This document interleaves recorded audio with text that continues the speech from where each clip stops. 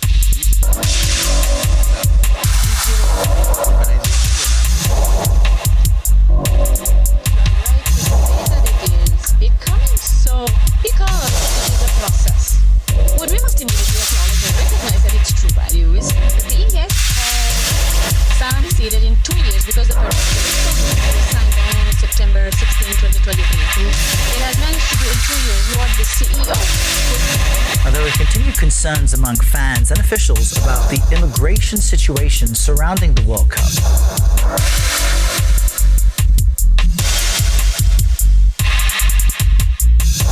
A big Medina Mahali and Niger to the AUS becoming a significant geopolitical hub that can respond to regional organizations in Africa.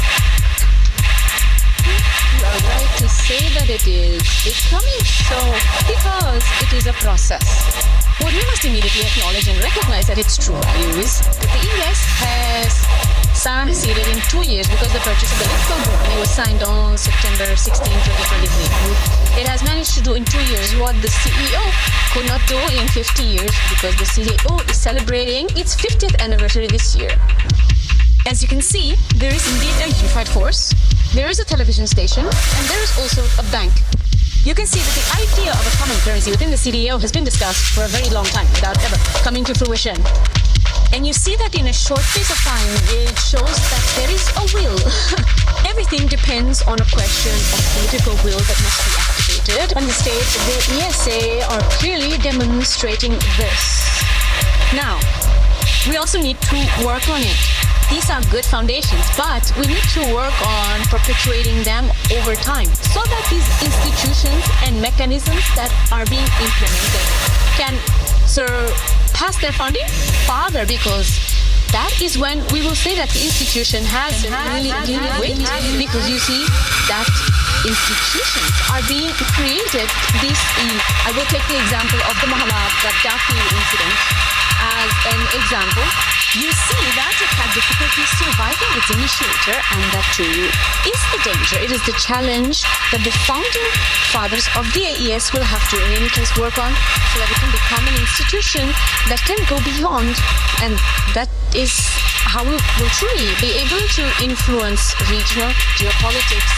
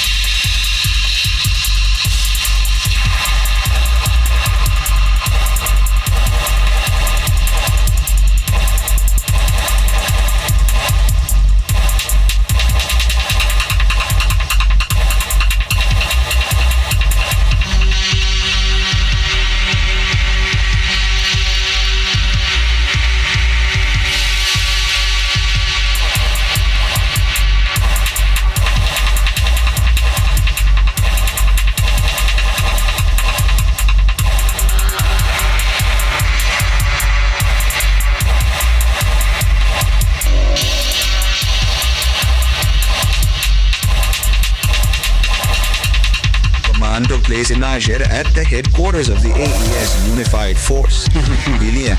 It was chaired by the Chief of Staff of the Nigerian Armed Forces, Major General Musa Salau Barmo, representing the College of Chiefs of Staff of the AES.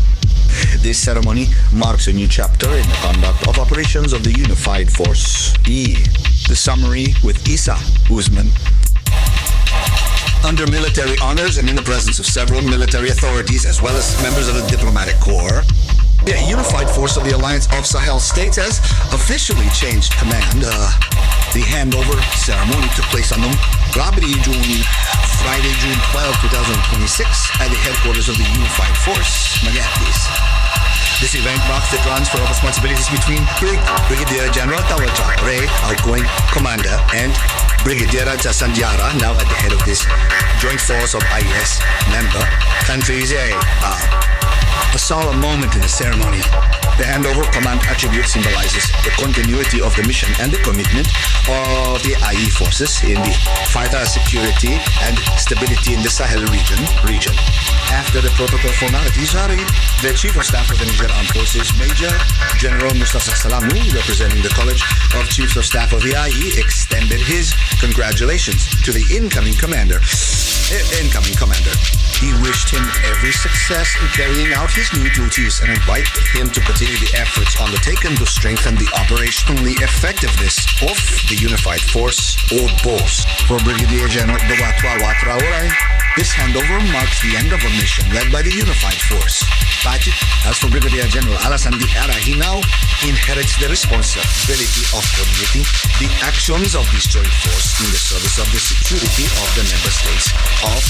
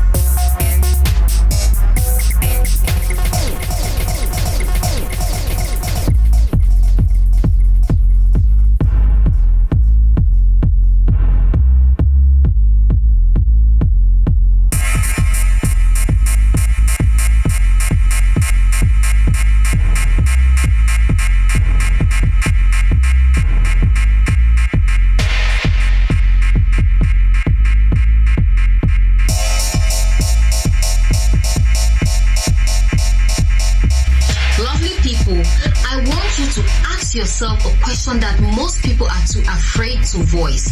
When does a helping hand become a hidden blade? We've been conditioned for decades to believe that certain logos, certain four-letter acronyms are beyond reproach. We see the white vests, the red symbols, and the humanitarian labels, and we are told to lower our guards. But what happens when the mask falls? What happens when the entity claiming to save your life is caught feeding the very people that is trying to end it all? Welcome back to Power and Pulse, to our loyal family. Thank you for standing with us. And if you're new, you've arrived at the exact moment the tide is turning in the Sahel. Today, we are breaking a story that has sent shockwaves from Niamey to Geneva. In a stunning move, President Abdurrahman Chiani of Niger has done the unthinkable. He has expelled the International Committee of the Red Cross. They thought they could starve the Sahel into submission. They thought that by slamming the doors of the sea in the faces of Mali, Niger, and Burkina Faso, they would force these young lions to crawl back to the table and beg for scraps. They forgot one thing: geography is a map, but blood. What a fight.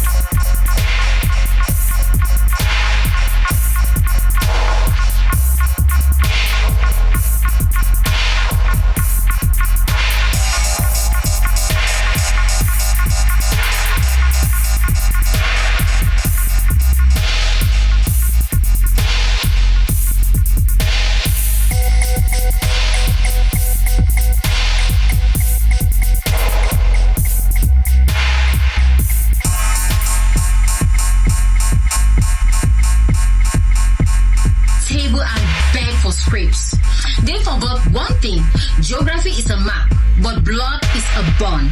Yesterday in the city of Lomé, the script was flipped. President Faure Nazingbe of Togo looked at the world and said something that sent a chill down the spine of every neo-colonialist.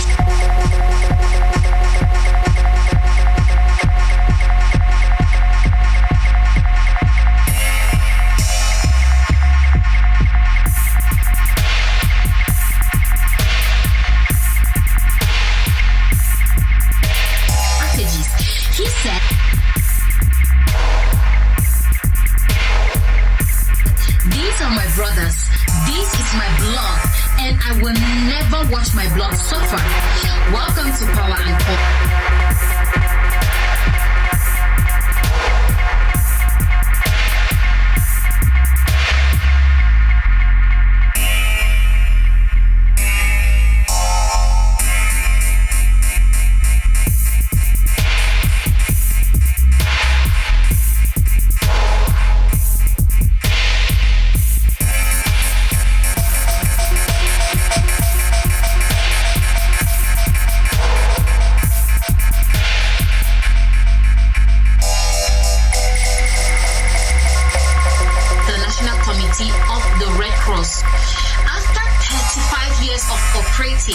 One of the most powerful organizations on the planet has been shown the door. The accusation, collusion, intelligence gathering, and the direct support of terrorist groups destabilizing the nation. Tonight, we aren't just reporting an expulsion, we are exposing the humanitarian Trojan horse. We are asking, how does a multi-billion-dollar organization operate for 35 years in a conflict zone and the war only gets worse? Why does the Red Cross get a pass to enter enclaves that the national military can't even reach? Stay with me until the very end, because this isn't just about Niger. This is about a continent-wide awakening. This is about the day Africa stopped being a playground for neutral observers and started being a fortress for its own people. Let's look at the facts. For over 3 decades, the Red Cross has been a fixture in Niger.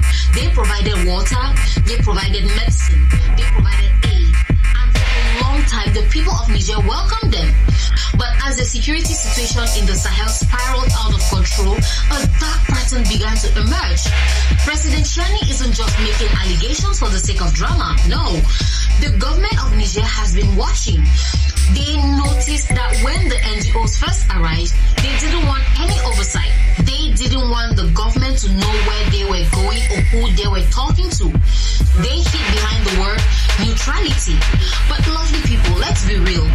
How neutral can you be when you are found in the enclaves of terrorists, treating the same people who just finished burning down a village? You tell the government you are impartial, but when you are providing medical services and food supplies to insurgents, you aren't being neutral. You are being a logistics department for the enemy. If a soldier is wounded while trying to kill your citizens, and an NGO heals him so he can go back and kill more, is that humanitarianism or is that a war crime against the state? Niger has decided it's the latter. accidents. We've heard the reports. A trailer belonging to a major NGO is supposedly taking food to a displaced community. Halfway there, in the middle of a terrorist-controlled zone, the driver claims the vehicle has broken down. They leave it there overnight. By the next morning, the trailer is empty, and mysteriously, the driver fixes the vehicle and drives it away effortlessly. Where did the food go? Or more importantly, was it even food? There are growing allegations that these breakdowns are actually orchestrated drops, conveying arms and supplies to make sure the war continues.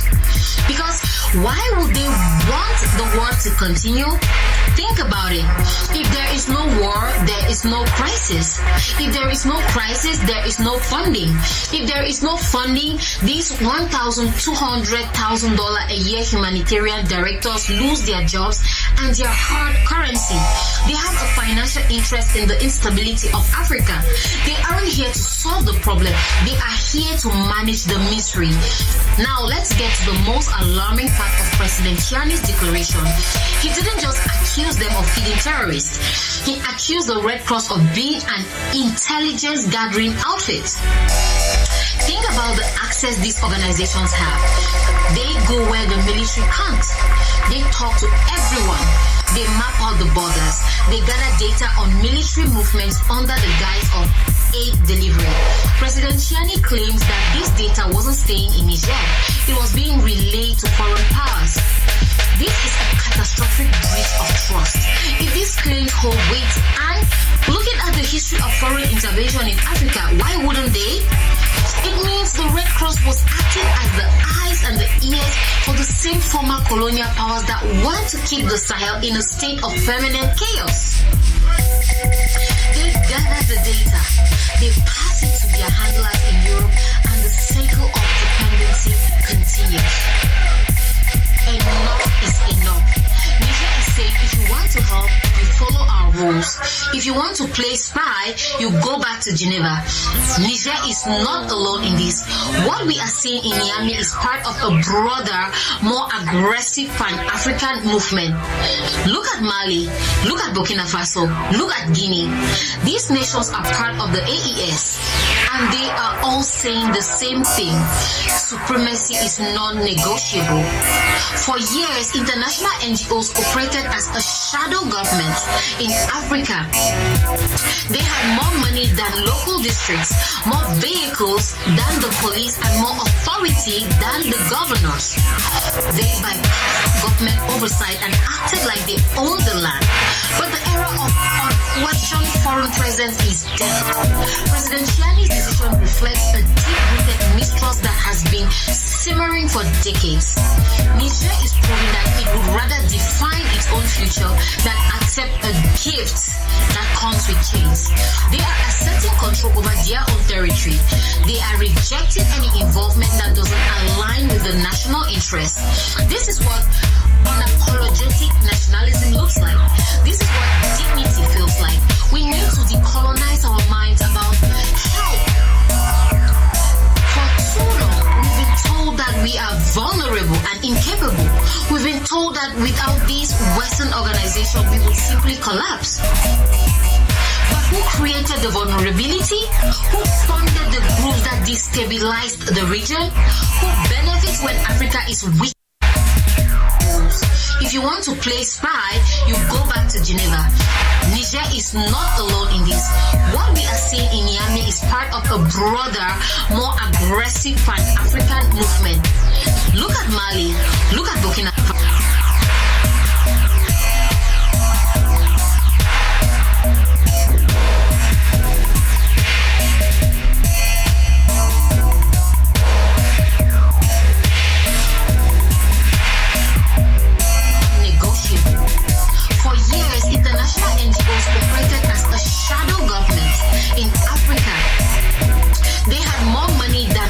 Districts, more vehicles than the police, and more authority than the governors. They bypassed government oversight and acted like they owned the land. But the era of unquestioned foreign presence is dead. President Chiani Tierney's decision reflects a deep-rooted mistrust that has been simmering for decades. Niger is proving that it would rather define its own future than accept a gift that comes with chains. They are asserting control over their own territory. They are rejecting any involvement that doesn't align with the national interest. This is what unapologetic nationalism looks like. This is what dignity feels like. We need to decolonize our minds about help. For too long, we've been told that we are vulnerable and incapable. We've been told that without these Western organizations, we would simply collapse. But who created the vulnerability? Who funded the groups that destabilized the region? Who benefits when Africa is weak and dependent? The expulsion of the Red Cross is a symbol. It's a sign that the days of white savior complex are over. Africa is not a charity case. Africa is a giant that is finally standing up and brushing the dust off its shoulders. It's an organization that has been in your house for 35 years and the root is still leaking. It's time to fire the contractor and fix yourself. Let's go back to the question of funding. How do these insurgent groups sustain themselves for 15 years? Where do they get the equipment? Where do they get the training? The hard currency? When you find these groups, they aren't using primitive tools. No, they're not. They have sophisticated communication. They have high-end vehicles. They have medical supplies that match what's in the NGO's warehouse. It's an international conspiracy. President Tierney seems to think so. The suspicion is that the humanitarian industry and the conflict industry are two sides of the same coin. There is a country so small you could drive across it in under 3 hours.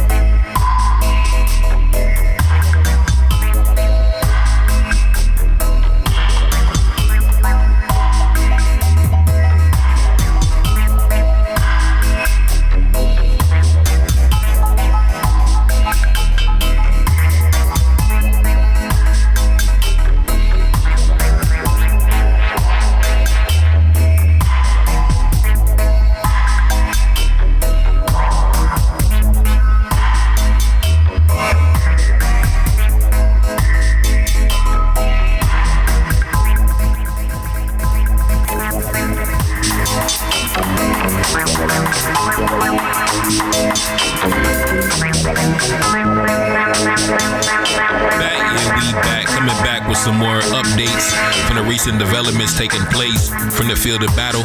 Now we got some interesting news to talk about today, right? The militaries of the AES have conducted joint operations against the terrorist groups, joint airstrikes against the positions of the terrorist groups. Now, I had heard about it as the bombs were dropping a couple days ago, but I wanted to wait for confirmation from the government, from official sources, before I came out with a video. You know, my credibility is very important to me. So, yeah, let's talk about it. As as you can see by the headline. The AES confirms joint airstrikes in Mali. Now, it's funny how, like I said before, like I mentioned in previous videos, when the militaries of the AES go on the attack, when they go on the offensive, when they go on the assault against the terrorists, you never gonna see it on the mainstream media. You never gonna hear about it on the Western media. But when the terrorists go on the attack against the government, you see it blasted everywhere, immediately, all over the world, internationally. So you can see which side the international media has taken, right? They're on the side of the terrorist groups. That's why currently right now in France is welcoming the spokesman for the terrorist groups. He's doing interviews in the French press and the French media, right, without getting arrested, right? So the Western powers, the Western media has chosen their side. They're on the side of the terrorist groups. We have to say it plain as day. The Western media and the Western governments are on the side of the terrorist groups. Now let's continue. Let's get into this article. The authorities in Niger welcomed the prompt and vigorous response of the units of the Unified Force, which conducted intense air campaigns in the hours following the cowardly attacks of April 25, 2026 in the cities of Gao, Menaka, and Kidal. The government of Niger said on Thursday evening after a cabinet meeting. The spokesperson for the Malian Tuareg terrorists, Mohamed El Molad Ramadan, had called on Burkina Faso and Niger to stay out of the events underway in Mali a few hours after the attacks began. Burkina Faso Defense Minister Celestin Sempore, speaking on behalf of the AES, vowed at Sadio Kamara's funeral on Thursday to hunt down the assassins. Now, I want to jump into the official statement from the government, coming from the government of His Excellency President Chiani, the president of Niger. It said this, take a look up on the screen. The Council of Ministers met on Thursday, April 30th, 2026 in the usual meeting room under the chairmanship of His Excellency, the President of the Republic, Head of State, General Abdurrahman Chiani, the President of the Council of Ministers. The Council of Ministers examined the situation arising from the terrorist attacks perpetrated by the sabotaging forces against the Republic of Mali on the morning of April 25th, 2026. The Council of Ministers notes that it is clear from the communique issued by the AES that these cowardly, barbaric, and inhumane attacks have the sole purpose of creating terror among innocent civilian populations and undermining the heroic march of our people towards progress and their well-being. Indeed, since our countries have made the sovereign choice to break free from the cycle of plunder and extortion solely for the benefit of France and its local proxies, several theaters of operations have been opened to destabilize our countries and hinder our resolute fight for sovereignty. These recurring incursions are carried out using means and logistics that without a doubt are beyond the capabilities of these terrorist groups. This means that these sinister undertakings are sponsored by entities whose leader, Macron in France, is now openly navigating the murky waters of international terrorism. Now time out, my boy Chiani has never been one to, be scared to put a name on it. Some people, they're scared to put a name on it. My boy Chiani, he never been scared to put a name on it. Let's continue. How can we fail to mention Macron's pledge to create terror in the Sahel, more specifically in the AES countries, before the end of his presidency? But let there be no mistake, for no apparent or overt maneuver can divert us from the path that we have chosen for our dignity and our development. The energetic reaction of the valiant Malian armed forces is proof, if any were needed, of the Malian people's capacity to proudly defend the values of dignity, peace, and progress. The President of the Republic, Head of State, the government, and the people of Niger as a whole reaffirm our solidarity and fraternity with the Malian people, the government of the Republic of Mali, and the Malian armed forces. We also extend the deepest condolences to the families of the martyrs and offer the wishes for a speedy recovery to the wounded. We also welcome the operational coordination of the General Staffs of the Armed Forces of Mali, Burkina Faso, and Niger, and the prompt and energetic response of the unified units and the unified force, which conducted intense air campaigns in the hours following the cowardly attacks of April 25th, 2026 in the cities of Savare, Gao, Menaka, and Kidal.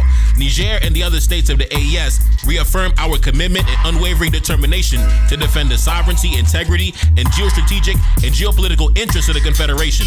The sovereign space of the AES will no longer be the arena for imperialist ideological confrontations and the preservation of neocolonial interests. Now, round of applause, General Chiani. Listen, we could just end the video right here, to be honest. I don't even gotta say nothing after that. I mean, General Chiani, he said it all, man. Anyway, I want to get into the official statement from the military in Mali of recent military operations. Take a look up on the screen.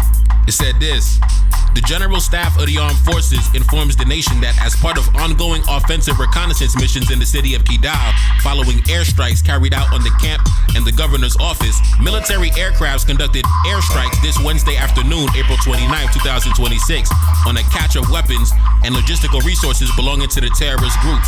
The operation resulted in several terrorists being neutralized, as well as the total destruction of their logistical resources, including a fuel tanker, a mounted pickup truck, and an armored vehicle. The Chief of the General Staff of the Armed Forces congratulates the military for their determination and unwavering commitment to national defense. The armed terrorist groups will be hunted down to the last stronghold throughout the entire territory. Now, I want to jump into a different part of the video. I want to actually react to what I heard on the French media earlier today, right? The French media obviously been talking about it. You know, they can't stop talking about us. You know, they're obsessed, right? They got a homosexual fixation with the black man.